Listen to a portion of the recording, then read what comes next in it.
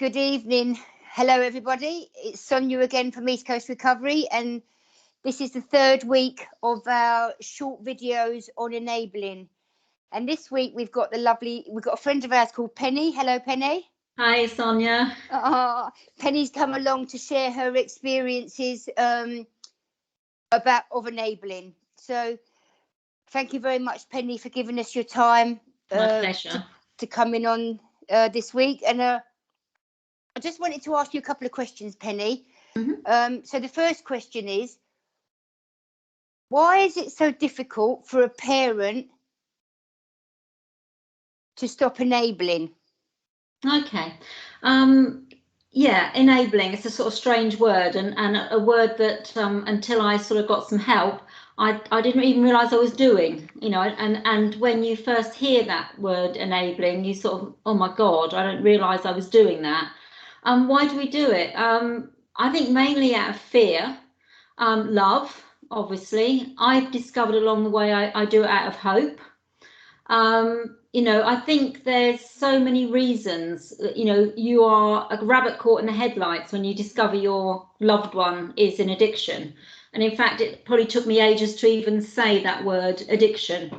I would put excuses to all sorts of things, mental health problems, I don't know, all sorts of stuff. But once I could get around the whole addiction thing, I then was explained about enabling, and I didn't realise that what I was doing, I thought I was helping, but actually all I was doing was pushing her further and further into her addiction. I was making the situation much worse for her and for me, but I couldn't see that until someone pointed it out to me.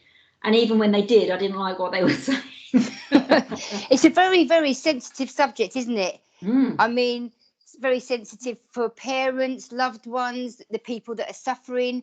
I mean, really, because addicts are not bad people. They're just very, very distressed and suffering terribly. And if they were in their right minds, they wouldn't be doing what they're doing.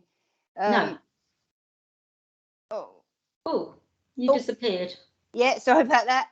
Yeah, so that was the why it's difficult for parents. So because they don't understand what's going on, they don't know until, like you said, since you've been in recovery yourself, you've gone and got help. You surround yourself with people that understand what enabling an addiction is, and also you're helping others at the moment, aren't you? Absolutely. I mean, I without my support group, I don't think I'd be here, Sonja.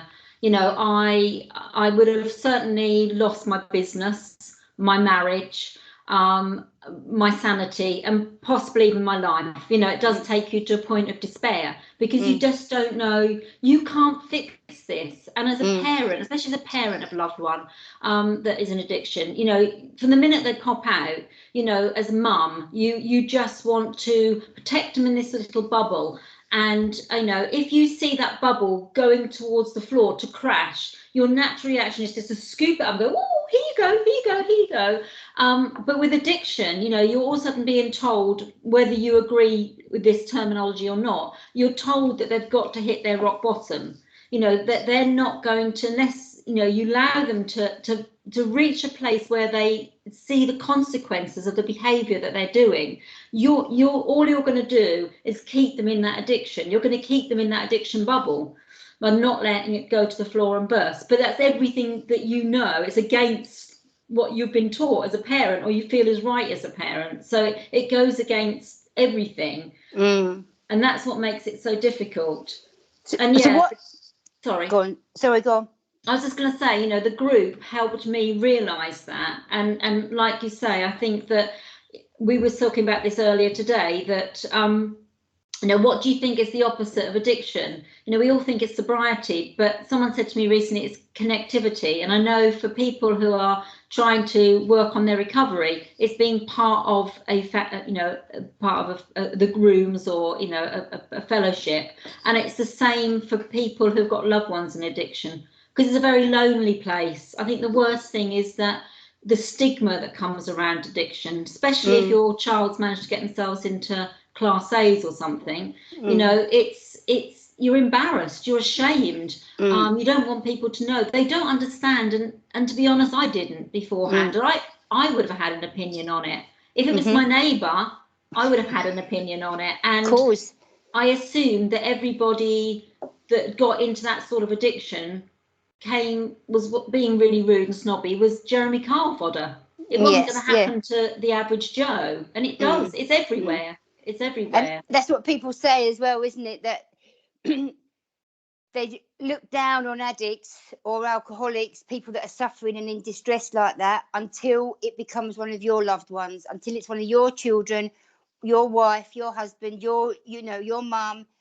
You don't kind of start looking into it until it becomes one of your loved ones. So the next question I wanted to ask you, Penny, was what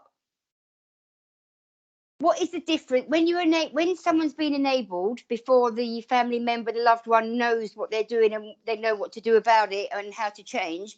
What makes it difficult for the addict or the alcoholic to come into recovery? And what is the difference? What happens when you stop enabling? What does that give the addict the chance to do then?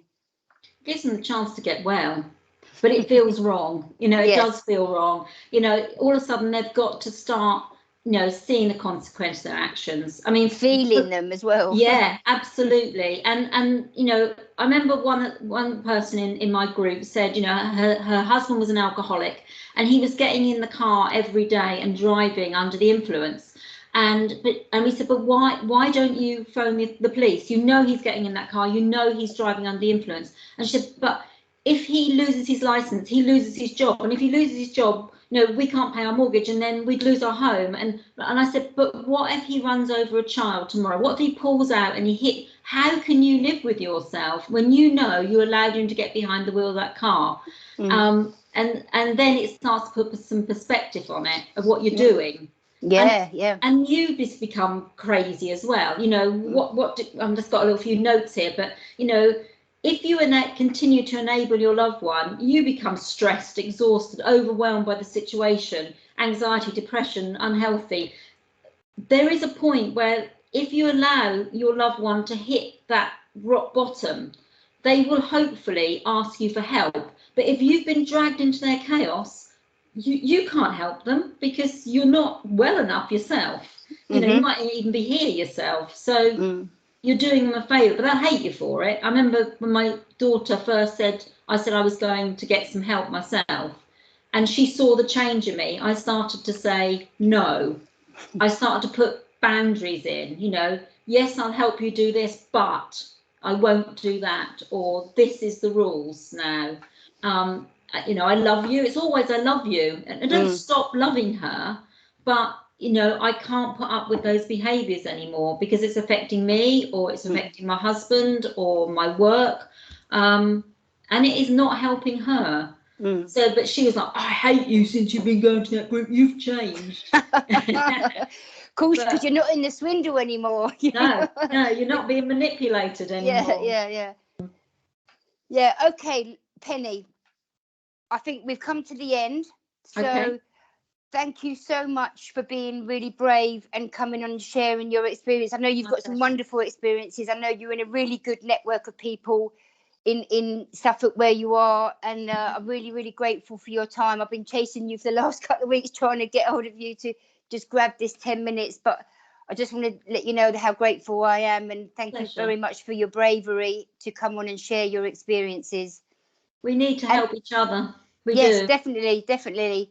And if anyone's got any questions or any comments, please leave them in the box below. And I believe that we've got one more short video on this series of enabling. So hopefully that'll be out in the next few days too. Thank you very much, everyone, for joining us tonight. Thank you. Bye.